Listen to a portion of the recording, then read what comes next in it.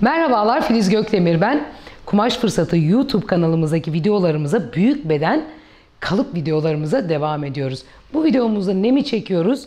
Temel beden kalıbı. Büyük bedenler için bazı püf noktaları var. Onları hep beraber şimdi göreceğiz. Ben şimdi sizler için matmazeli hazırladım gördüğünüz gibi. Büyük, küçük açıkçası tüm bedenlerde aslında ölçüyü aynen bu şekilde alıyoruz. Önce göğüs ölçümüzü alıyoruz. Şöyle göğsün tam ucundan, sırtın tam ortasından.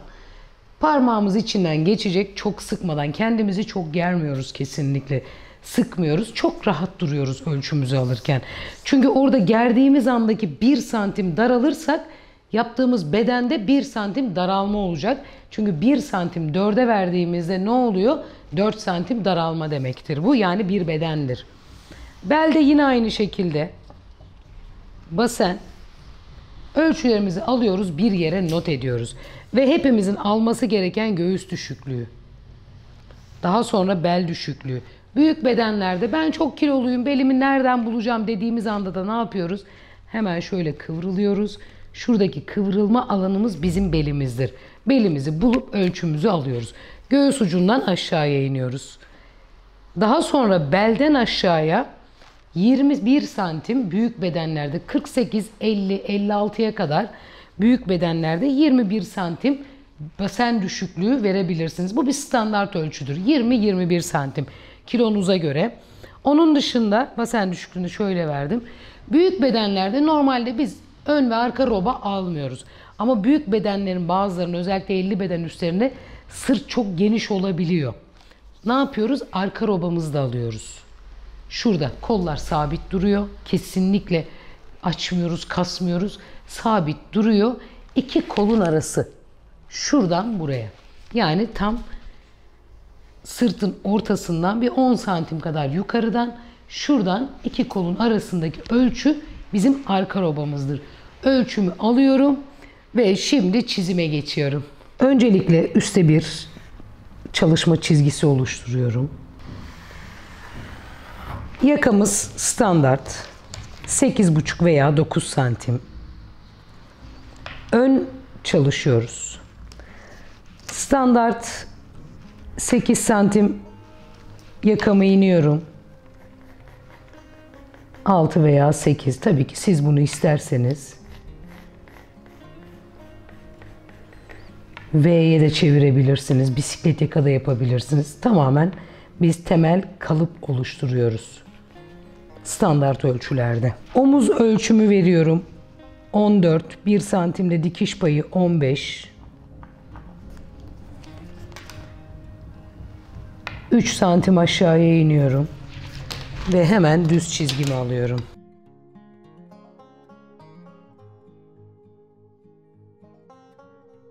Göğüs düşüklüğümü alıyorum. 30 santim.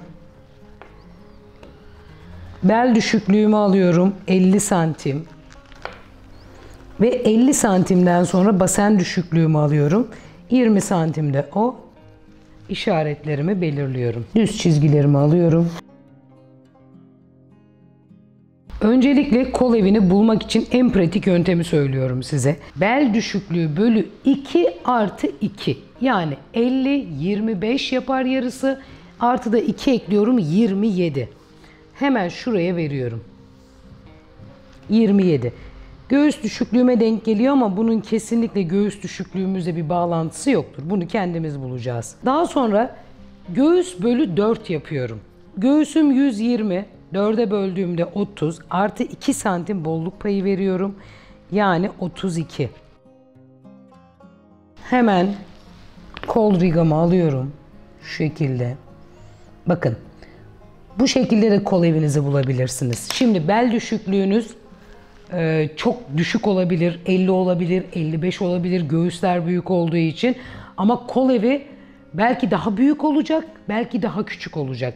Lütfen ona göre şuradan hemen bir bluzunuzdan ölçünüzü alın. Bakın şöyle yaptığımda 28 geliyor. Şöyle yaptığımda şu şekilde ölçebilirsiniz. İçeriye girdiğimizde evet 32'ye geliyor. Yani bu şekilde iyi demek ki benim kol evim. Bu şekilde de ölçü alabilirsiniz. Bakın buradan birleştirdim. Şurayı da şöyle denk getiriyorum ve buraya birleştiriyorum. Şöyle. Şimdi bel bölü 4 yapıyorum. Artı 2 santim veriyorum. Basen 130 bölü 4 32,5 artı 2 34,5. Hemen eğri rigamı alıyorum. Dış tarafıyla çok da sivriltmiyorum. Şu şekilde. İç tarafıyla da göğüste beli birleştiriyorum. Ve tabii ki burayı yuvarlıyorum. Benim etek boyundan 1,5 santim yukarı çıkıyorum. Sivri uçlar istemiyoruz. Hemen şuradan yine eğri rigamı kullanarak düzenlememi yapıyorum. Ön bedenim, burası kumaş katı. Verdiğimiz ölçüler tamamen dikiş paysızdır. Ve bunu kesiyorum.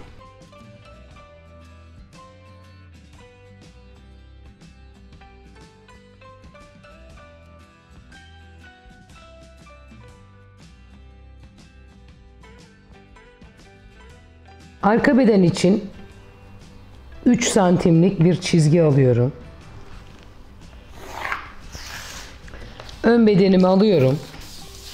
3 santimden yerleştiriyorum.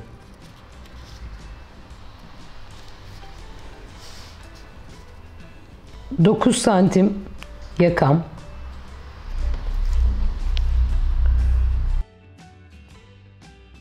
15 santim omuz ölçülerimi tekrar alıyorum. 3 santim arka yaka düşüklüğüm.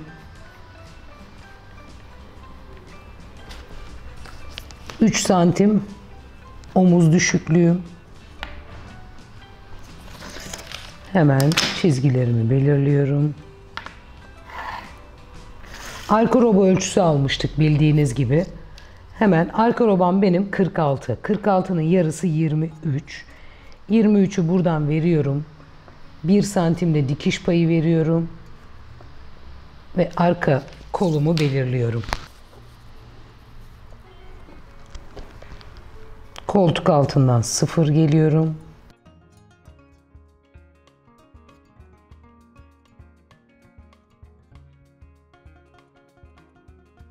Omuza doğru yine 0 çıkıyorum.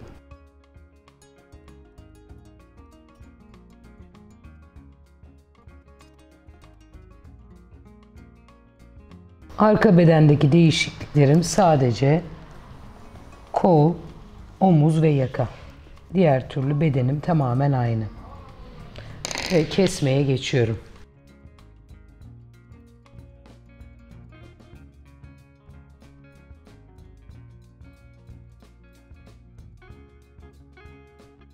Arka ve ön bedenlerimiz hazır. Büyük beden temel beden kalıbımızı çizdik, bitirdik. Umarım sizler için faydalı olmuştur. Her zaman dediğim gibi herkes kendi ölçüsünü belirttiğim şekilde alıyor ve 4'e bölüyor. 36 bedenden 56 bedene, 66 bedene kadar kalıp boyutları aynı şekilde çıkacaktır. Sadece kol evlerinde sıkıntımız oluyor. Biliyorum çoğu yerde kol evinde sıkıntı yaşıyoruz. Kol evini dediğim şekilde bulduğunuzda daha geniş bir kol evinde biz artı 2 yapıyoruz. Siz artı 5 yapabilirsiniz, 6 yapabilirsiniz. YouTube kanalımıza abone olmayı, Instagram sayfamızdan bizleri takip etmeyi unutmayın lütfen. Bir dahaki videolarımızda görüşmek ümidiyle, hoşça kalın.